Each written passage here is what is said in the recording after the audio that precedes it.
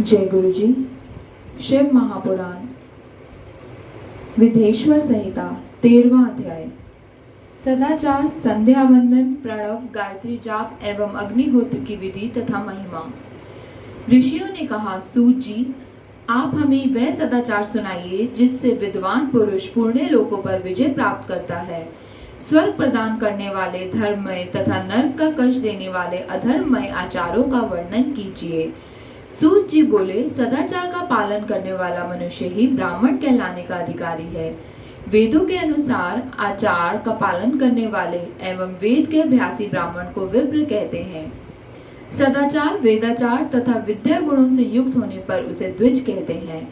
वेदों का कम आचार और कम अध्ययन करने वाला एवं राजा के पुरोहित अथवा सेवक ब्राह्मण को क्षत्रिय ब्राह्मण कहते हैं। जो ब्राह्मण कृषि या वाणिज्यिक कर्म करने वाला है तथा ब्राह्मणोचित आचार का भी पालन करता है, वह वैश्य ब्राह्मण कहलाता है तथा स्वयं खेत जोतने वाला शुद्ध ब्राह्मण कहलाता है। जो दूसरों से द्वेष रखने वाला तथा परद्रोही है, उसे चांडाल द्विज कहते हैं। क्षत्रियों में जो पृथ्वी का पालन करता है वह राजा है तथा अन्य मनुष्य राजत्वहीन क्षत्रिय माने जाते हैं। जो धान्य आदि वस्तुओं का क्रय विक्रय करता है वह वैश्य कहलाता है। दूसरों को वणिक कहते हैं। जो ब्राह्मणों, क्षत्रियों और वैश्यों की सेवा में लगा रहता है शूद्र कहलाता है। जो शूद्र हल जोतता है उसे वृषल समझना चाहिए। इन सभी वर्णों के मनुष्यों को चाहिए कि वे ब्रह्म मुहूर्त में उठकर पूर्व की ओर मुख करके देवताओं का, धर्म का, अर्थ का, उसकी प्राप्ति के लिए उठाए जाने वाले कलेशों तथा आय और व्यय का चिंतन करें। रात के अंतिम प्रहर के मध्य भाग में मनुष्य को उठकर मलमूत्र का त्याग करना चाहिए। घर से बाहर शरीर को ढककर जाकर उत्तराभिमुख होकर मलमूत्र का त्याग करें। जल, अग्नि, ब्राह्मण तथा देवताओं का स्थान बचाकर बैठें।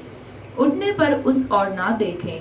हाथ पैरों की शुद्धि करके 8 बार कुल्ला करें। किसी वृक्ष के पत्ते से दातुन करें। दातुन करते समय तर्जनी अंगुली का उपयोग ना करें। तदंतर जल संबंधी देवताओं को नमस्कार कर मंत्र पाठ करते हुए जलाशय में स्नान करें।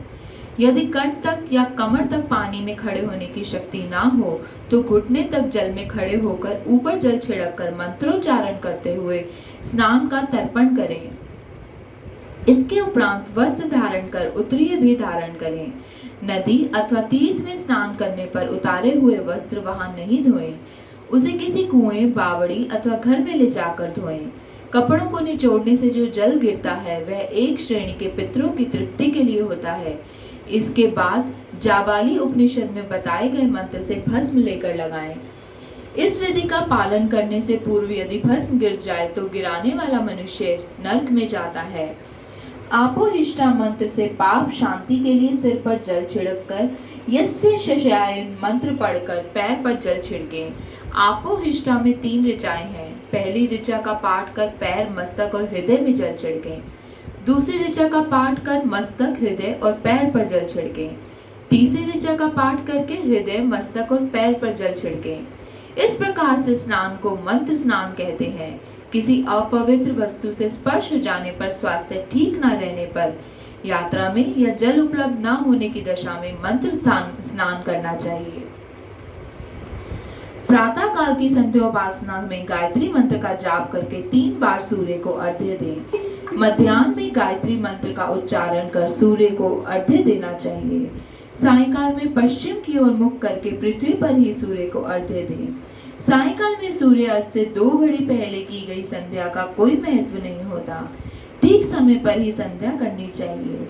यदि संध्या उपासना किए बिना एक दिन बीत जाए तो उसके प्रायश्चित हेतु अगली संध्या के समय 100 गायत्री मंत्र का जप करें। 10 दिन छूटने पर 1 लाख तथा 1 माह छूटने पर अपना उपनयन संस्कार कराएं। अर्थ सिद्धि के लिए ईश, गौरी, कार्तिकेय, विष्णु, ब्रह्मा, चंद्रमा और यम व अन्य देवताओं का शुद्ध जल से तर्पण करें। तीर्थ के दक्षिण में, मंत्रालय में, देवालय में अथवा घर में आसन पर बैठकर अपनी बुद्धि को स्थिर कर देवताओं को नमस्कार कर प्रणव मंत्र का जाप करने के पश्चात गायत्री मंत्र का जाप करें। प्रणव के अ, उ और म तीनों अक्षरों में जीव और ब्रह्मा की एकता का प्रतिपादन होता है। अतः प्रणव मंत्र का जाप करते समय मन में यह भावना होनी चाहिए कि हम तीनों लोकों की सृष्टि करने वाले ब्रह्मा, पालन करने वाले विष्णु तथा संहार करने वाले रुद्र की उपासना कर रहे हैं।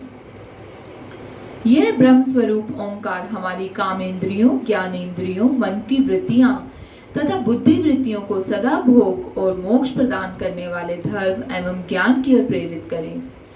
जो मनुष्य प्रणव मंत्र के अर्थ का चिंतन करते हुए इसका जाप करते हैं वे निश्चय ही ब्रह्मा को प्राप्त करते हैं।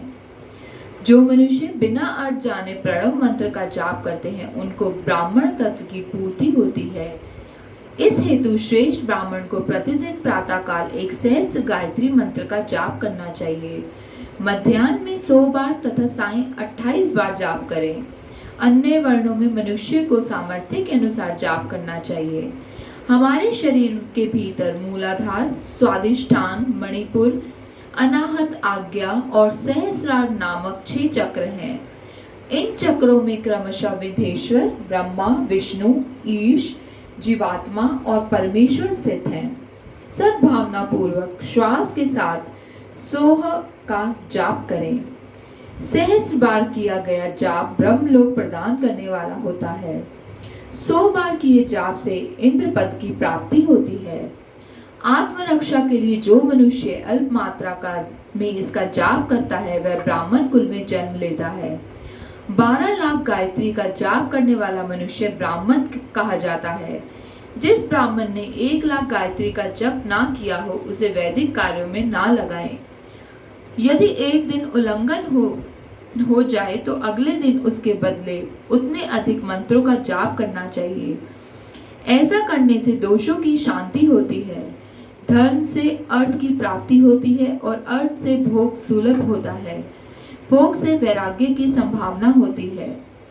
धर्म पूर्वक उपार्जित धन से भोग प्राप्त होता है, उससे भोगों के प्रति आसक्ति उत्पन्न होती है। मनुष्य धर्म से धन पाता है एवं तपस्याओं से दिव्य रूप प्राप्त करता है। कामनाओं का त्याग करने से अंतःकरण की शुद्धि होती है, उस शुद्धि से ज्ञान का उदय होता है। सतयुग में तप को तथा कलयुग में दान को धर्म का अच्छा साधन माना गया है। सतयुग में ध्यान से, त्रेता में तपस्या से और द्वापर में यज्ञ करने से ज्ञान की सिद्धि होती है, परंतु कलयुग में प्रतिमा की पूजा से ज्ञान प्राप्त होता है। अधर्म हिंसात्मक और दुख देने वाला है, धर्म से सुख और अबुद्धि की प्राप्ति होती है। दुराचार से दुख तथा सदाचार से सुख मिलता है। अतः भोग और मोक्ष की सिद्धि के लिए धर्म का उपार्जन करना चाहिए। किसी ब्राह्मण को 100 वर्ष के जीवन निर्वाह की सामग्री देने पर ही ब्रह्मलोक की प्राप्ति होती है। एक सहस्त्र चंद्रायण व्रत का अनुष्ठान ब्रह्मलोकदायक माना जाता है। दान देने वाला पुरुष जिस देवता को सामने रखकर दान देता है, अर्थात जिस देवता को वह दान द्वारा प्रसन्न करना चाहता है, उसी देवता का लोक उसे प्राप्त होता है। धनहीन पुरुष तपस्या कर अक्षय सुख को प्राप्त कर सकते हैं। ब्राह्मण को दान ग्रहण कर यज्ञ करके धन का अर्जन करना चाहिए। क्षत्रिय बाहुबल से तथा वैश्य कृषि एवं गोरक्षा से धन का उपार्जन करता है।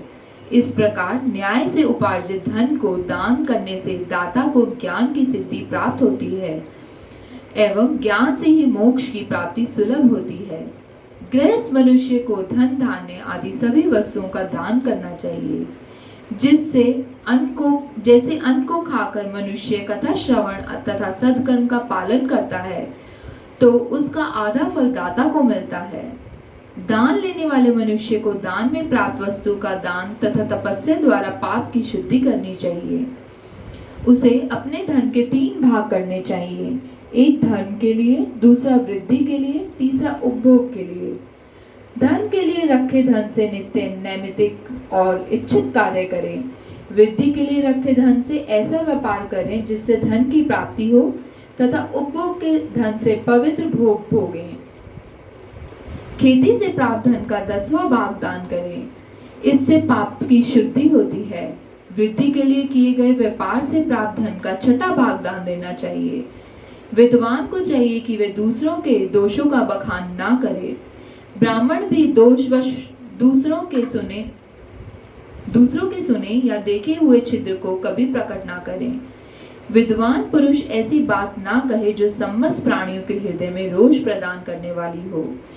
दोनों संध्याओं के समय अग्नि को विधि पूर्वक दी हुई आहुति से संतुष्ट करें। चावल, धान्य, घी, फल, कंद तथा हविष्य के द्वारा स्थाली पाक बनाएं तथा यथोचित रीति से सूर्य और अग्नि को अर्पित करें। यदि दोनों समय अग्निहोत्र करने में असमर्थ हों तो संध्या के समय जाप और सूर्य की वंदना करनी चाहिए।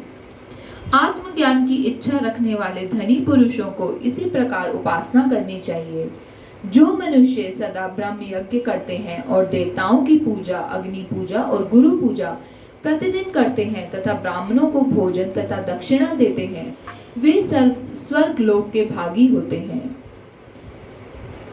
13वां अध्याय विंध्येश्वर संहिता समाप्त। जय गुरु जी।